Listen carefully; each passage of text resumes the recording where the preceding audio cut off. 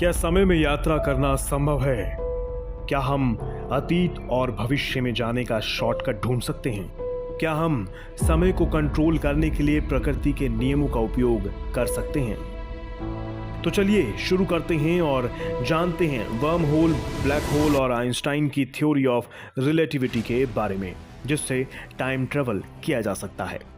अक्सर science fiction फिल्मों में टाइम ट्रैवल को बहुत ही सिंपल दिखाया जाता है।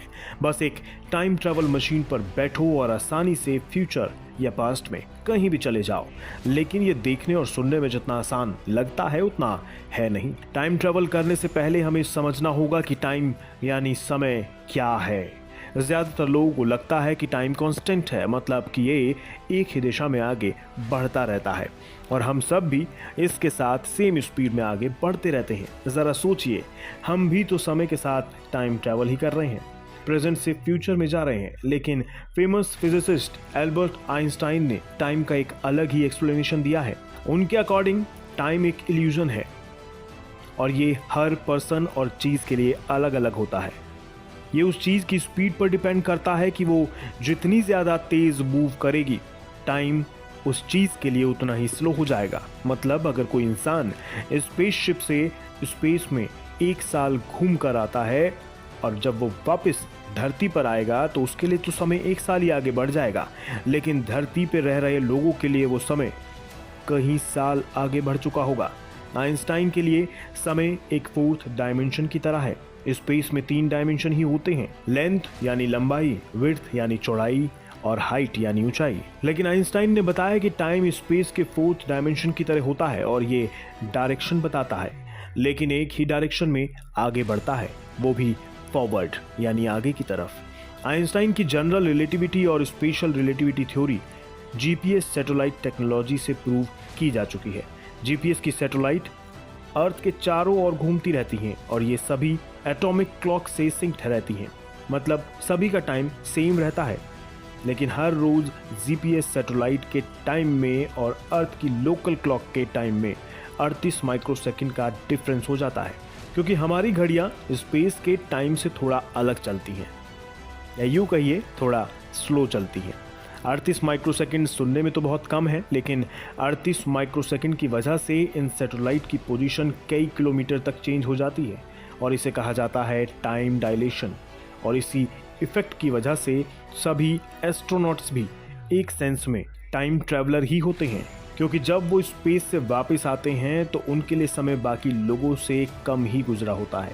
मगर ये इस बात पर भी डिपेंड करता है कि वो स्पेस में कितना समय बिता कर आए हैं। टाइम ट्रेवल कॉन्सेप्ट में पहले नंबर पर आता है wormhole. According to NASA, general relativity के प्रिंसिपल को यूज करके टाइम में पीछे जाना पॉसिबल हो सकता है, लेकिन इसे फिजिकली अचीव करना बेहद मुश्किल होगा। हाँ, एक पॉसिबिलिटी है कि हम लाइट से भी तेज स्पीड में ट्रैवल करने का तरीका ढूंढ लें, लेकिन अभी की टेक्नोलॉजी का यूज करके लाइट की स्पीड से ट्रैवल करने वाली स्पेसशिप बनाना इम्पॉसिबल है, क्योंकि लाइट की स्पीड होती है 2,99,792 किलोमीटर पर सेकंड। तो ये फिलहाल तो इम्पॉसिबल ही लगता है। और एक इसी से लिंक दूसरी पॉसिबिलिटी है worm hole. Worm hole space time में 2 पोर्टल की तरह होता है, जिसमें एक पोर्टल में घुसकर दूसरे पोर्टल से इंस्टेंटली बाहर निकला जा सकता है, भले ही ये दोनों पोर्टल एक दूसरे से करोड़ों किलोमीटर की दूरी पे क्यों ना हो। लेकिन कई कोशिशों के बाद भी अभी तक साइंटिस्ट एक छोटा सा भी वर्म होल नहीं बना पाए हैं। लेकिन आइंस्टाइन की थ्योरी में टाइम ट्रैवल को इतना मुश्किल बताने के बाद भी कुछ और साइंटिस्ट भी हैं ऐसे जिन्होंने इसकी और थ्योरीज भी दी हैं, जैसे स्टीफन हॉकिंस। स्टीफन हॉकिंस ने ब्लैक होल थ्योरी दी थी। ब्लैक होल स्पेस की एक ऐसी चीज़ है जिसके पास हमारे बनाए गए स्पेस टाइम के कोई भी लॉ वर्क नहीं करते। और according to Stephen Hawking, space के ये मिस्टीरियस ब्लैक होल्स ही हैं जो टाइम ट्रैवल के सीक्रेट हैं। उन्होंने एक थ्योरी में बताया है कि अगर कोई स्पेसशिप ब्लैक होल के पास उसके चक्कर काटेगा तो उस शिप में बैठे लोगों के लिए टाइम आधी स्पीड से आगे बढ़ेगा। मतलब अगर वो स्पेसशिप 10 साल तक चक्कर काटकर वापस धरती पर लौटता है तो यहाँ के लोगों के लिए 10 साल का वक्त बीत चुका होगा, लेकिन स्पेसशिप के अंदर के लोगों के लिए बस 5 साल का ही वक्त बीता होगा। लेकिन इस थ्योरी में भी लिमिटेशन है कि उस स्पेसशिप को भी लाइट की स्पीड से ट्रैवल करना पड़ेगा, जो फिलहाल तो इम्पॉसिबल ही है।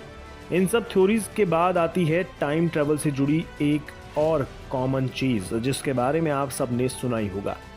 जनरली टाइम में आगे या पीछे जाने के लिए एक डिवाइस की जरूरत होती है और वो है टाइम मशीन। दुनिया भर में कई फिजिसिस्ट टाइम मशीन बनाने की कोशिश भी कर रहे हैं, टाइम मशीन पर रिसर्च कर रहे हैं और अभी तक उनका मानना है कि टाइम मशीन बनाने के लिए एक्सोटिक मैटर की जरूरत होगी जिसमें नेगेटिव एनर्जी भरी हुई हो।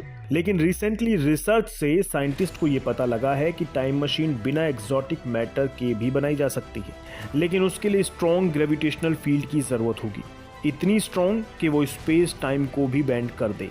फिलहाल इतनी ग्रेविटेशनल फील्ड ब्लैक होल में होने की पॉसिबिलिटी बनती है और इसे आर्टिफिशियली किसी मशीन में बना पाना फिलहाल मुश्किल है। लेकिन फिर भी इस बात को इग्नोर नहीं किया जा सकता कि साइंटिस्ट ने थ्योरेटिकली ही सही लेकिन टाइम मशीन बनाने का तरीका ढूंढ लिया है।